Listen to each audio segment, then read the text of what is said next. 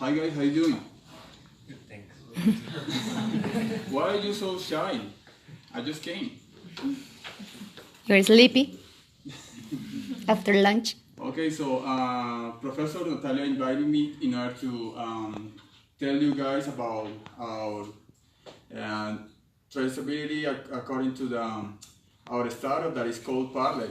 Parley was born because we applied to an open code at Mintic. Do you know what Mintic is? Mintic? Ministerio de Tecnología, Información y las Telecomunicaciones. Okay, I'm switching back to English. Okay, so but first, let me tell you something about that you're going to encounter more passionate about. So that would be my first experience in Silicon Valley. Have you ever been into Silicon Valley? No. No? Okay. Well, let me explain about it.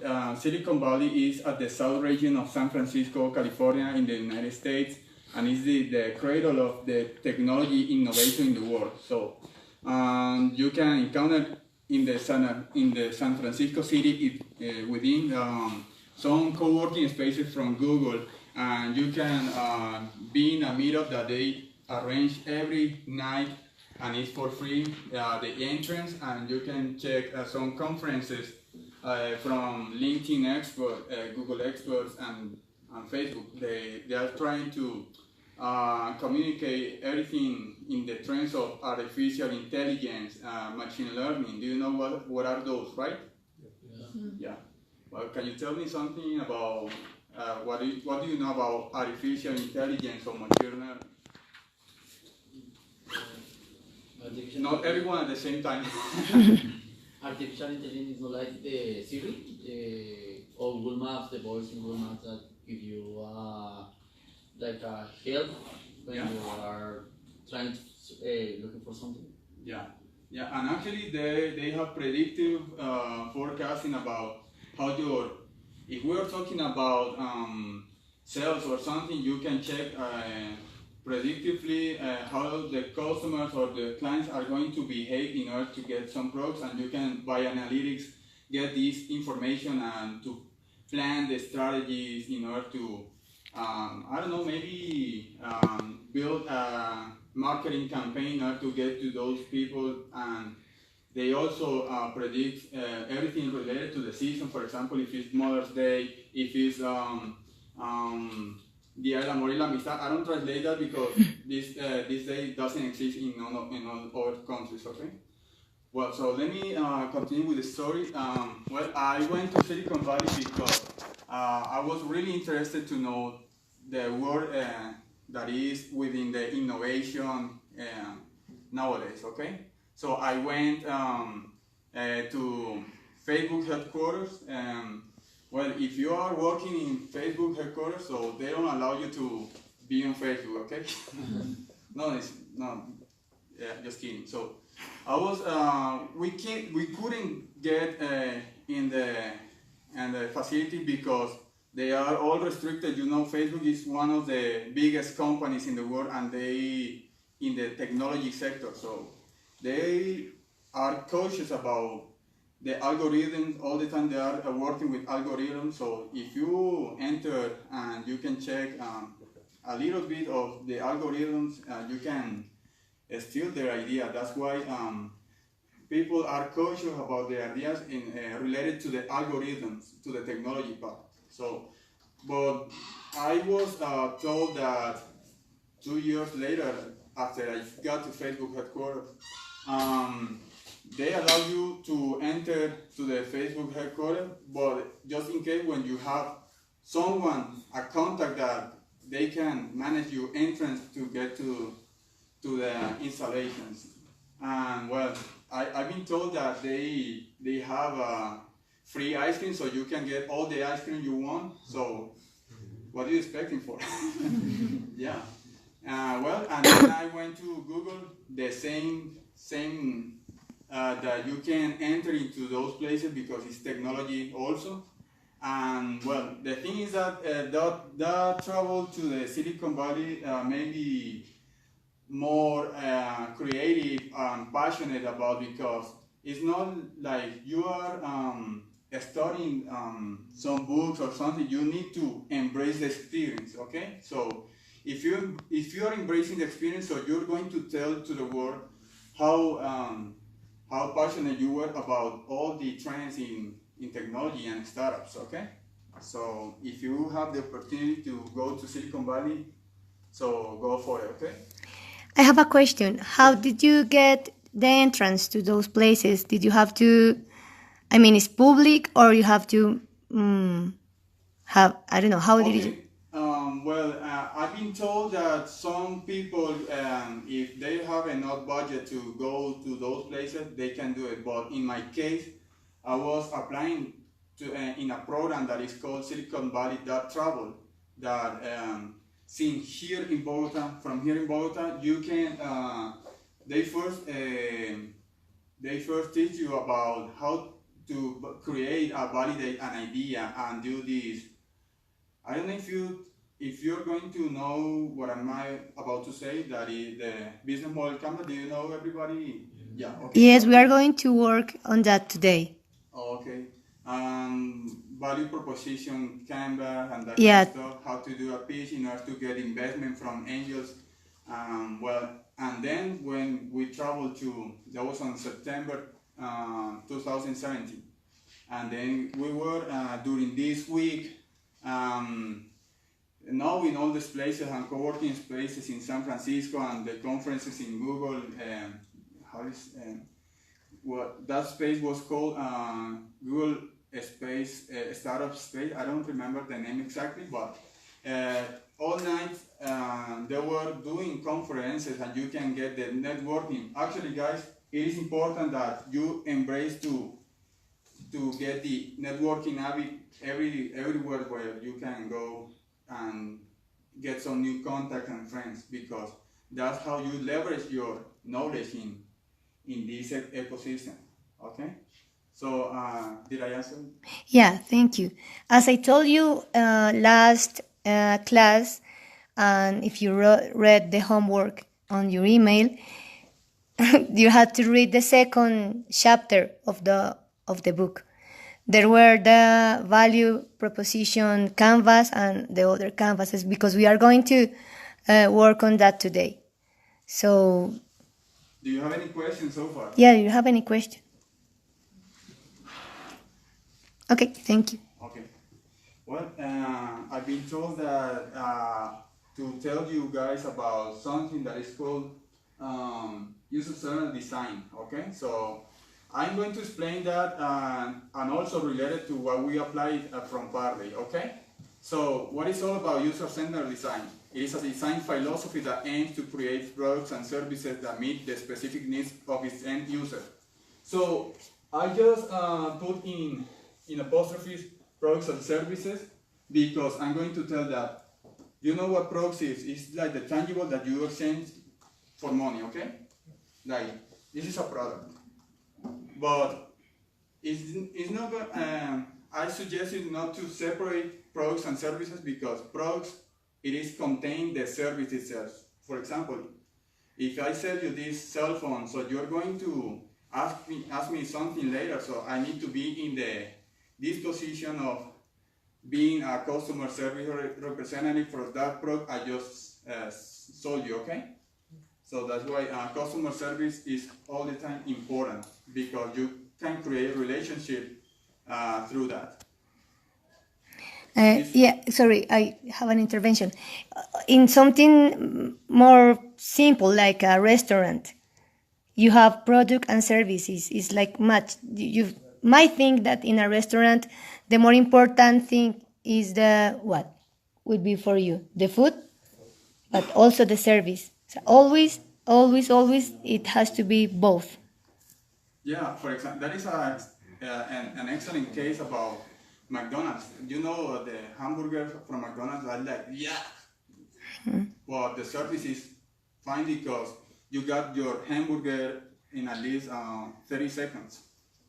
Okay, well guys, user-centered design is a process where each decision made must be based on the needs, objectives, expectations, motivations, and capabilities of the users.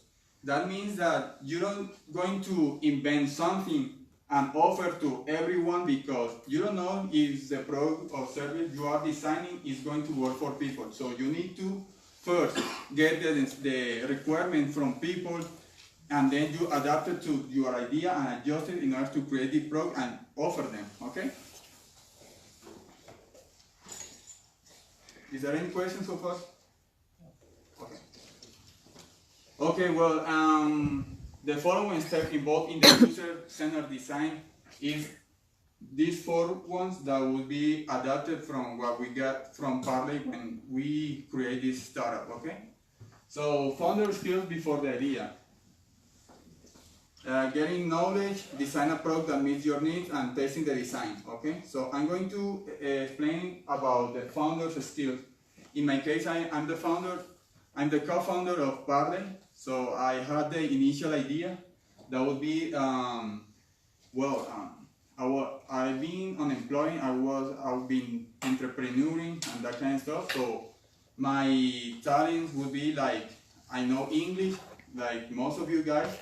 And then I'm really passionate about helping people in the language. I remember when I was employed at the last job or the previous jobs, people all the time during lunch, they were doing homework and didn't know any words or something, and they were asking like, hey, can you help me with the homework? And then I was, oh, cool. So if you find that is your passion that you really like to do, so you can focus on this talent that is, English. And if you get this opportunity to get some money, so you can integrate those three things, and then you can work it and develop some skills. So what the skills that made me to found Parley was creativity. For example, I really enjoy writing blogs. Do you know what blogs is?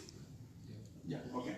So I really like to write blogs about lifestyle or something that I encounter in nowadays, trends and stuff. Okay. Social content, funny videos, inspirational, cool things. So if you get to create something, it's like some exercise for your mind to be more creative. And when I came back from San Francisco, from Silicon Valley, that travel changed my mindset to be a person that is creative. There's no limits about it. Okay? Well, mathematical financial analysis. You need all the time get into the math, because everything is plain with math. Okay? You just need to know how to sum, how to subtract, how to multiply, how to divide. You don't need calculus or something like that. Okay?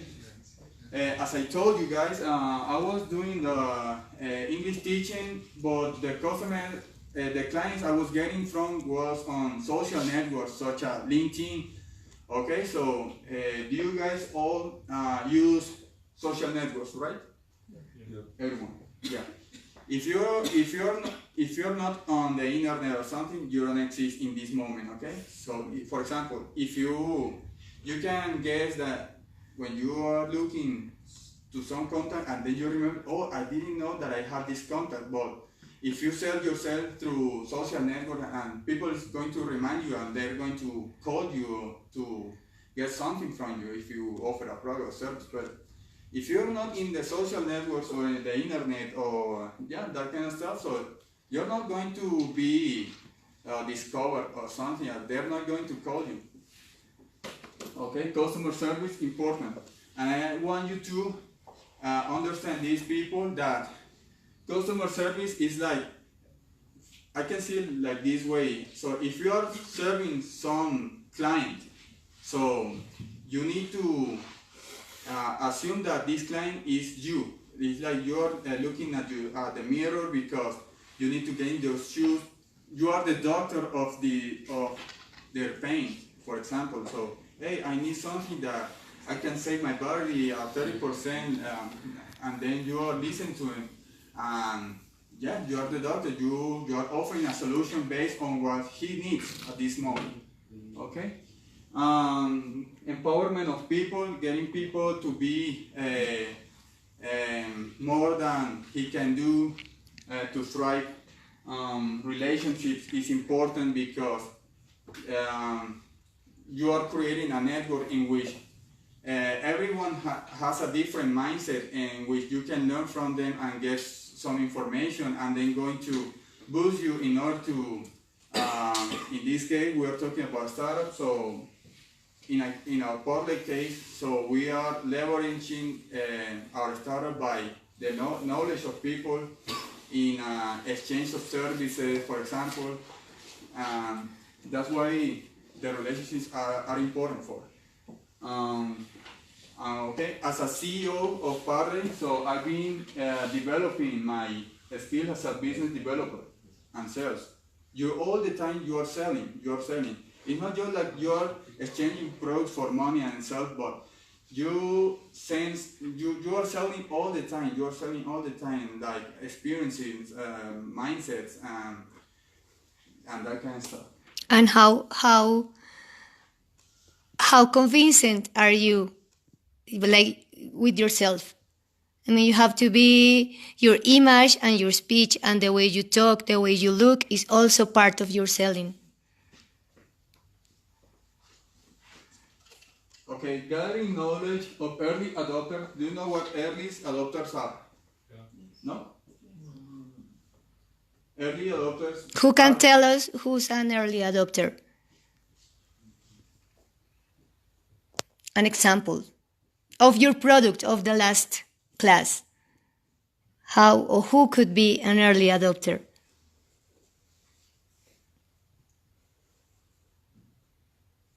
Let me give you an exact example. You know when you are doing the line before they launch the iPhone X 800 or 1000, you know, but they're the first people that they doing the line.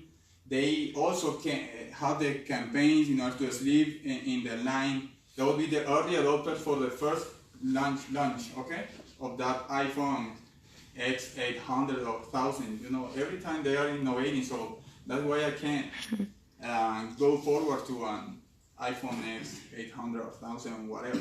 Okay, that would be the early adopter. Did you get that? No, actually, I don't get it. Okay, early adopters are the first people they're going to buy your product. Okay.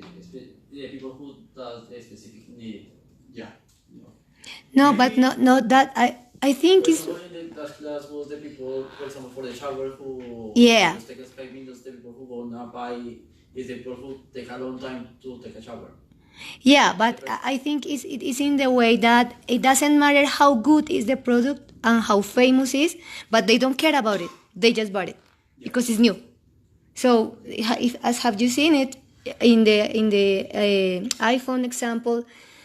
I don't know if you have seen that the very first versions aren't so good, or the system isn't so good. But when it's like a couple years after, it's getting better.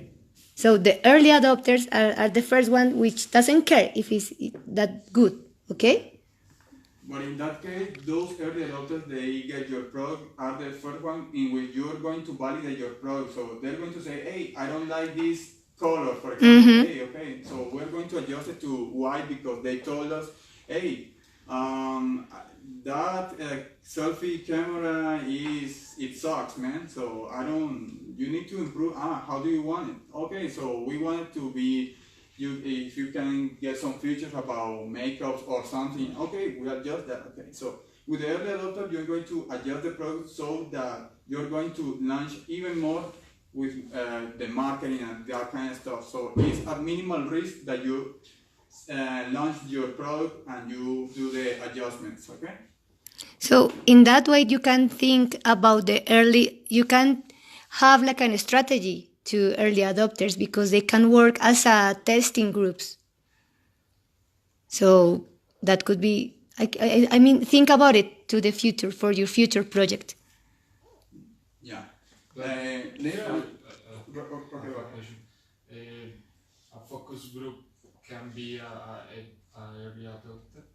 Yeah, but But in the case, if you have budget to do this focus group, well, go ahead. But in the case that most of the entrepreneurs do a startup without any money, just investing time, so you need to, well, launch your product. So don't worry, be crappy. That's the motto, and you launch it, and then you can check how many people bought your product.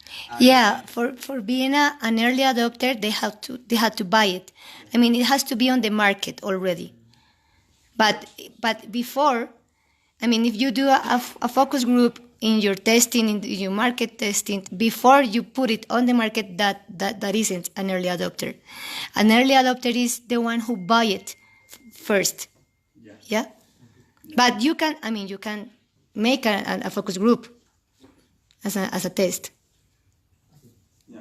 So point number 2, gathering knowledge of early adopters and end users, usually using qualitative research or quantitative research.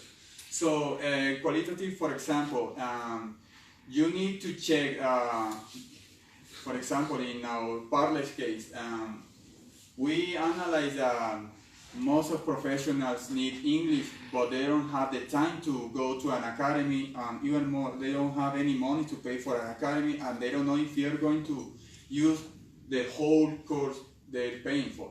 Okay, so in that case, we invented Parley as an alternative for people to get customized classes in the place where they are agree with our platform. And for example, like an Uber that is geolocated, like, hey, I'm living in Chapinero Alto, and well, I have this tutor in Chapinero, so let's match, and they're taking the class. Okay, so we check that they need the English because of the foreign investment that has been doing like 3 years ago. So the trends are they are creating a position in workplaces that the English use is necessary. Okay, so also description about people characteristics. So you need to check, for example, who are the people is possibly going to buy your service or product. And they tell you the problems about, in that case, we detected that there are people, most of them, they are afraid of speaking English. They are conformed with the level of English, and they for sure know that, hey, I have a great level of English, but as soon as they get proven to speak in English, in my case, I worked in a call center, so I checked that I didn't have the level of English I thought I had. Okay? So I have a question for you guys. How did you learn English? Who can tell us how? Traveling? What else? But haven't you taken a class or something? Just Yeah, I studied in a university in New Zealand. oh, So I learned there. cool. Like an exchange student? Yeah, I like. Kind of. Yeah, me too. Okay. okay, what users are going to get from your competition they can offer? Okay, so in that case, you need to research what your competition are doing in related to the idea you are trying to sell to the market. For example, our competition obviously is Open English, Duolingo, and that kind of alternative solution for people who needs English. And also you need to research globally. In this case, we are in Colombia, so in our case, we needed to research how Colombia is in level of English in comparison to other Latin American countries. For example, Colombia has the lowest level of English in Latin America. Did you know that? I didn't know it. And comparing and Mexico too. I mean, comparing with Mexico, yeah, Mexico to South. And actually, I checked it in a blog that some journalists from El Tiempo wrote on September from the last year. it's recent. So in the time we were applying for apps.co and Minty. And well, quantitative part is important because you need to show all the time numbers, everything that is quantifiable. Okay? So you need to research about the population rate among other countries. In the case that you launch your product and you get your early adopter buying you, so you need to register all the numbers like the revenues and stuff, because you're going to need those numbers and time, and when you're going to be on invest in investment angels, and you're going to show your numbers in order for them to take the decision to invest in your project, okay? And everything else quantifiable, you need to show in your project, okay? 3, design a product that meets your needs and fits your capabilities, expectations, and motivations. Okay. As we are talking about user design, centered design, so you need to check what the people are needing at this moment. So that's why those questions are just a basic question, but in our public case, we design some, what do you call, semi-structural questions for us to be in interviewing people. Do you know why semi-structural questions are? No. Okay. Those are questions that in order to ask people to be interviewed, but they are not questions like the answer is yes or no. They are open questions. Okay, for example, what do you think when you are trying to speak in English? I think that I get nervous about it. Yeah, those answers, not yes or no, or black or white, open questions. Okay, you need to design those questions in order to interview people in field. Okay, so Natalia, can we do this exercise that I'm about to explain for you people? Yeah, so as I told you the last class, you needed to think about your ideas. So please write down on a paper your idea, or the best one you choose, your project idea. So we are going to answer those questions for those ideas, okay? Okay, so I want to show you guys the value proposition canvas. But wait, but the question, they must just see the question, because they are going to, they have the project idea, or a picture, or what? Okay, so, okay, take a picture of that, so, because that picture is, that questions are going to help us to the canvas. Yes. Okay, so let's show the canvas, and then we answer, like, think about those questions to share with the group. Well, actually, those questions are related to a tool that is not included in my presentation, but it's called Empathy Map. Yeah. So you can write it down in order to, on your free time, go through internet, Google it, and look for Empathy Map. But first, I'm going to explain these tools that is called Value Proposition Canvas and C-Box. Have you known about the Value Proposition Canvas? No? No, it is the theme for today. Ah, okay. Yeah, okay, so, yeah, let's do. Okay. Well, first of all, I need someone to tell me an idea that you can consider some business, for example, a flying car, or do you have any idea or something? Yeah, like a ecological by organic materials, but no animal. Well, there's and what business would be to be launched at the market? So, for example, think about it's a cell phone or it's a or service. or a service. Okay. You can say, for example, shoes with a slinky in order to get some places high or whatever. Any idea works. No? Okay, Can anyone, I mean, just give us an idea of the ideas you have thought the week for your project. Just, I don't know, what have you thought about? no matter if it's strange or stupid or great, any idea works for that exercise, okay? An online art platform where you can promote local artists. Artists. Yes. Okay. A platform in which you can get artists to join, and then people who visit the platform, they can buy the artworks. Mm-hmm. But the idea was that you can promote the local artists as well, like the upcoming artists, like young students from art schools or whatever.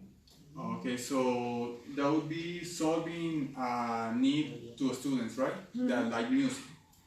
Okay, so for example, we detected that the customer job in that case, students getting to know some artists in some artist places, and so normally those students what they are they doing to do the idea you are saying. For example, they normally can get something. They check on Facebook events. That would be one.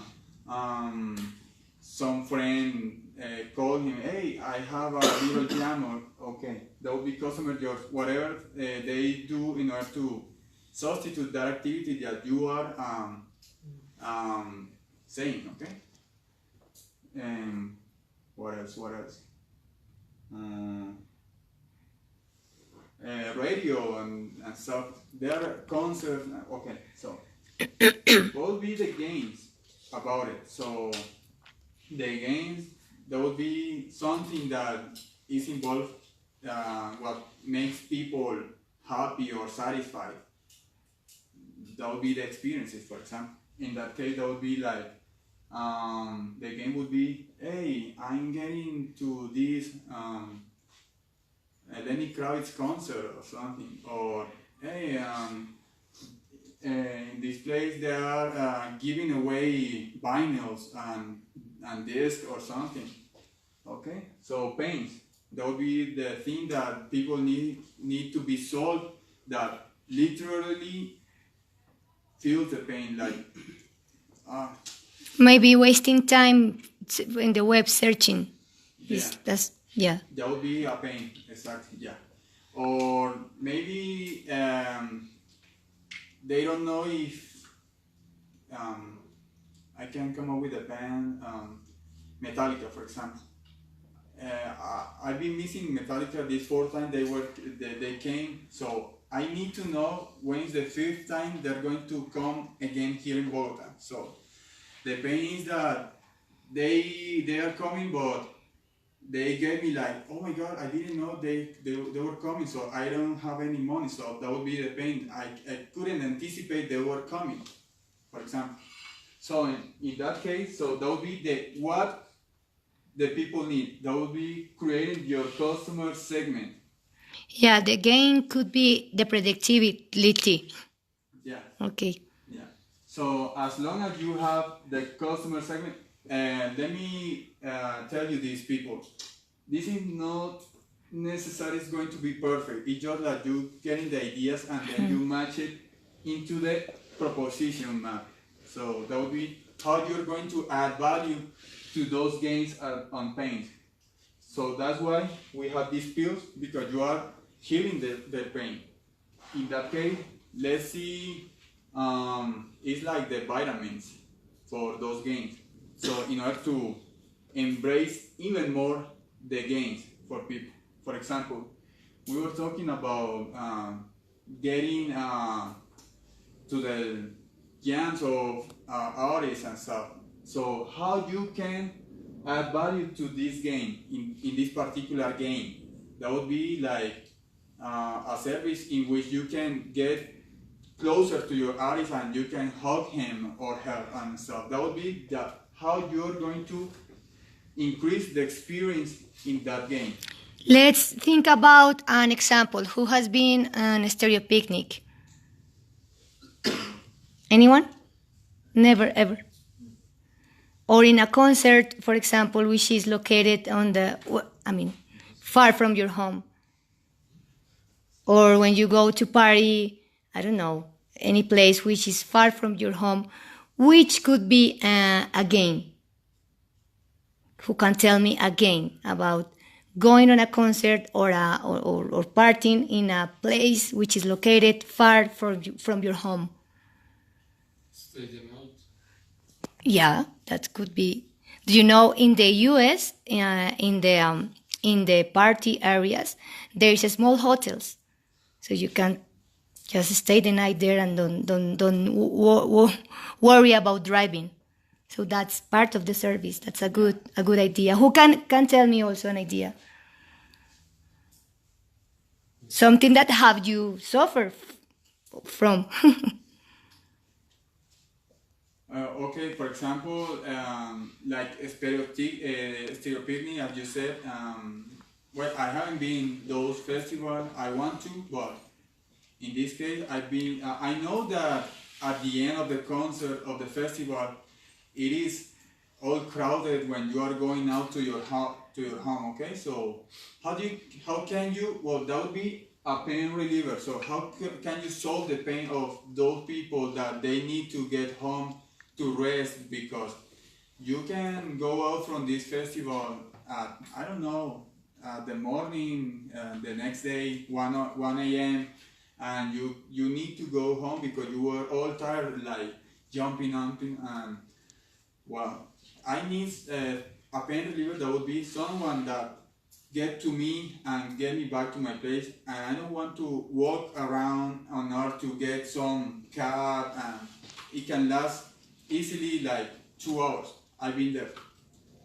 And then if you have the game creators and pain relievers, you can match it and you can design products and services. In that case, we were talking about a service that they can pick you up and then get into your concert and then picking you up back to your place. Okay, that would be a service that you can create among the ideas you were throwing on game creators and pain relievers and that kind of stuff.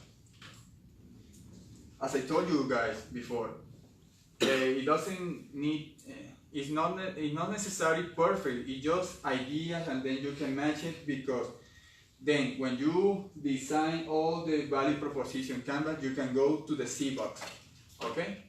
The C box, what is the C box? The C box is this table in which, according to the pain relievers and game creators and products and services, you can put it in this, how do you say, table maybe? Or Canvas? I don't know.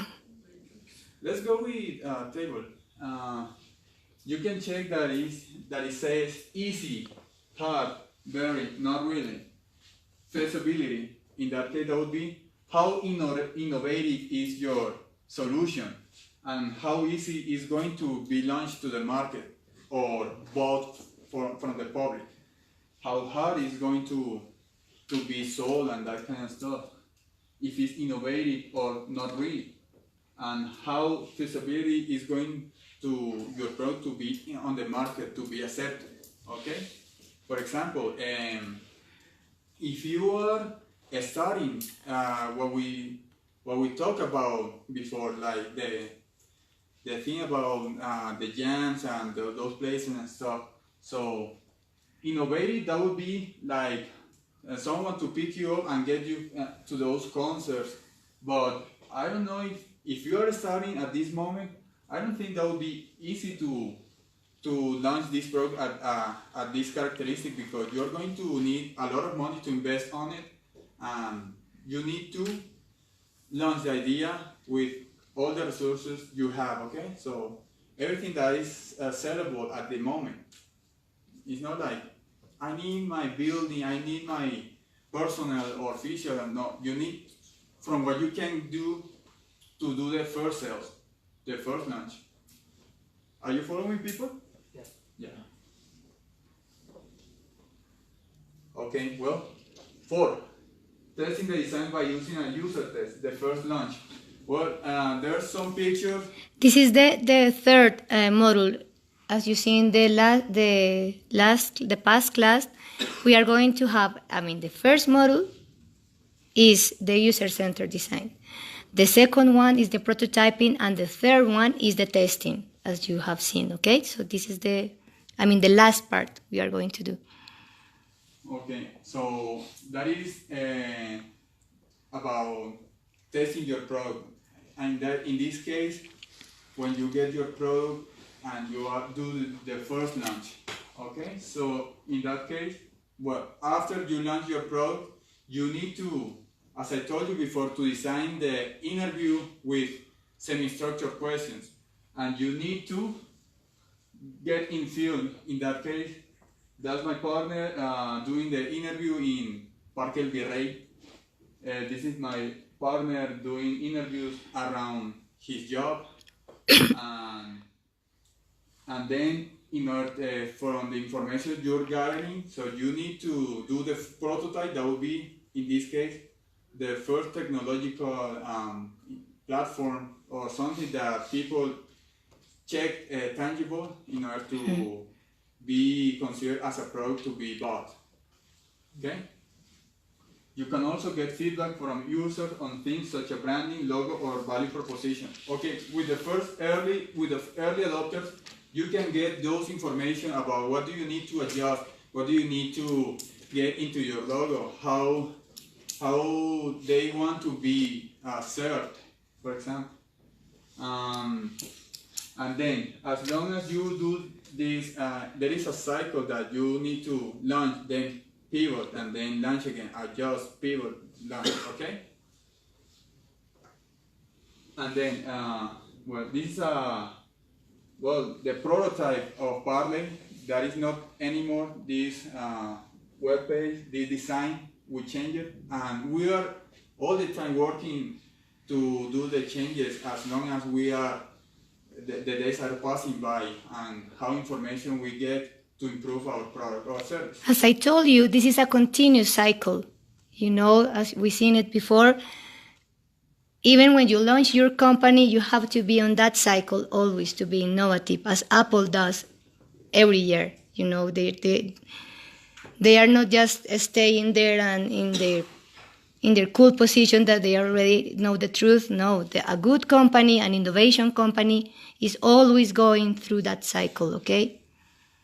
Well, let me tell you these people. I'm not an English tutor itself, but I need to be a tutor in order to know about my business. As a CEO, I wanted to be registered as a tutor to know how can I attend my customer, how my tutors that I'm recruiting are going to attend my clients.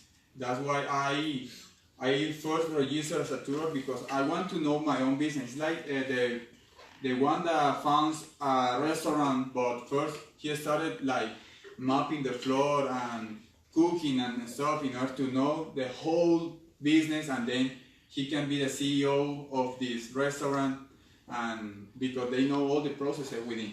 Okay, so I was teaching here, and then doing PR, public relationships.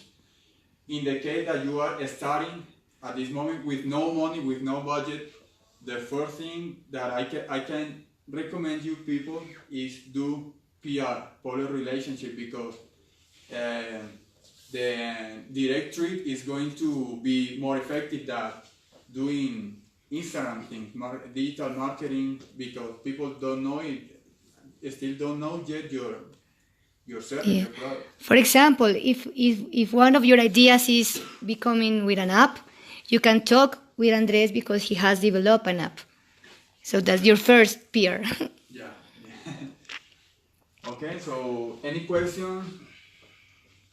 Andres, we have to go quickly because it's going to be 2. So we have at 2. We have to start with the. Okay. So. Actually, there's 2 Okay. slides left, I guess. Okay. Thank you. This is my team. I put San Francisco Golden Gate Bridge at the background because we have all the dream about, well, in my case, and Daniel's, we want to go back to San Francisco. My partner Yuri, she dreams about going to San Francisco, also my other partner, and also because we want to apply in the long term Y Combinator. Do you know what Y Combinator is? Y Combinator is a university that is also an accelerator of startups. That is where Rappi was accelerated, and Airbnb and Platzi. You know what Platzi is? Yeah. Yeah? Platzi. Yeah, it's like a platform when upload videos of some education stuff, something like that. Yeah. Well, actually, Platzi, yeah. Platzi is an educational platform that offers effective education from all the topics that you can get from Silicon Valley. They offer courses of Instagram, community management, LinkedIn, how you can scale your startup, how you can do sales, B2B, B2C, and that kind of stuff. So those companies were accelerated by Y Combinator. You can write down Y Combinator if you want to investigate about. And that's why we have this image at the background, and you can visualize it in order to fulfill your dreams, okay? So that's it. If you want to contact me, those are my info contact, okay? Applause. Thank you.